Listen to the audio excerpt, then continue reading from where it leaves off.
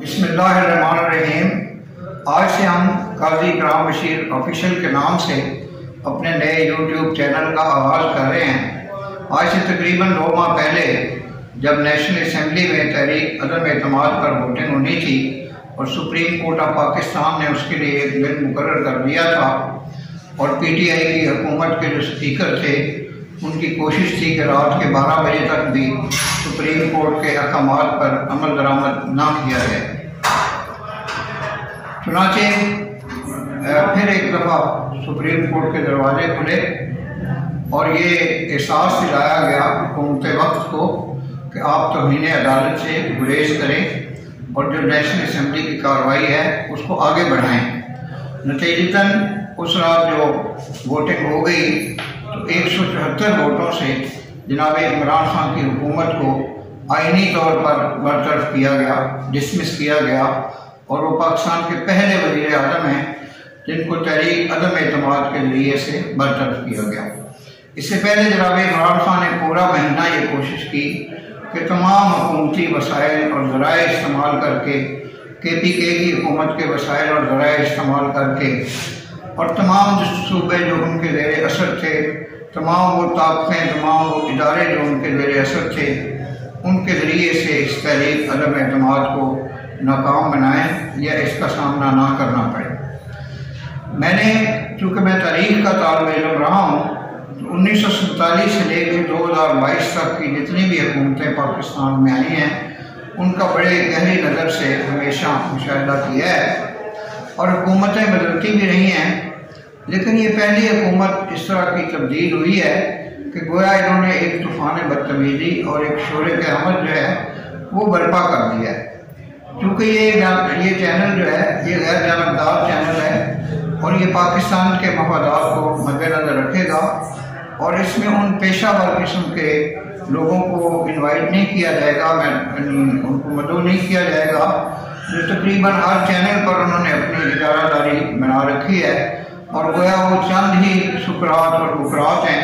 जो पाकिस्तान के मसाइल पे इदारे ख्याल करते हैं। इसमें हम ग्रास रूट पे जाकर जो दानिशवर हैं, जो पढ़े लिखे लोग हैं,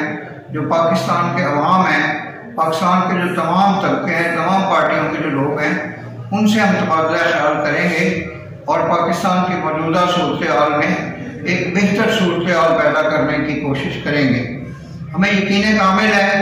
कि अगर हम दयानतदारी से ये काम करेंगे तो इसमें पाकिस्तान के लिए बेहतरी होगी, पाकिस्तान की तरक्की, पाकिस्तान की खुशहाली और पाकिस्तान के रोशन मुस्तकबिल के हम नकीब बनेंगे। अल्लाह ताला हमें इस सिलसिले में हज़रत कायद आज़म मोहम्मद अली जिन्ना के अफ़कार पर, हज़रत अल्लामा इकबाल के अफ़कार पर अमल करने की और उसकी रोशनी में आगे बढ़ने की हिम्मत और हौसला अता करे। मुझे यकीन कामिल है कि जब मेरी फेसबुक पे वीडियोस जारी हुई हैं तो मेरे जिन दोस्तों ने जो पाकिस्तान के अलावा England, Dubai, France, Germany, America वगैरह में भी हैं, पाकिस्तान से बाहर भी हैं, पाकिस्तान के अंदर भी हैं, तो उन्होंने मेरी हौसला अफजाई की थी कि मैं एक यूट्यूब चैनल का आगाज़ करूँ। इन तमाम दोस्तों में UK से मेरे क्लास फेलो हैं जनाब तारिक महमूद, लाहौर में जनाब मार जफर लक और उनके अलावा सियालकोट में जनाब नासिर अली, दुबई में जनाब मोहम्मद इमरान खान और जनाब मोहम्मद नुमान खान और इसी तरह से पाकिस्तान के अंदर मेरे बेशुमार अच्छे दोस्त हैं जिन्होंने मुझे ये हौसला दिलाया कि मुझे एक यूट्यूब चैनल जो है उसको लॉन्च करना चाहिए ताकि पाकिस्तान की तरक्की, खुशहाली और मुस्तकबिल में हम अपना किरदार अदा कर सकें और तमाम सियासी पार्टियों को सीधा रास्ता दिखाएं कि वो एक दूसरे के ऊपर इल्ज़ाम तराशी से, गाली गलौज से बाज रहें, गलत इल्ज़ामात ना आयद करें, ख़वातीन की इज़्ज़त का ख्याल करें, माओं बहनों बेटियों का ख्याल करें और सियासी मुखालफिन के खिलाफ गंदी और गलीज़ ज़बान को इस्तेमाल करने से गुरेज करें। मुझे यकीन है कि जब हम इस मौजू पे दलाइल के साथ गुफ्तगू करेंगे तो कुछ न कुछ असर ज़रूर होगा।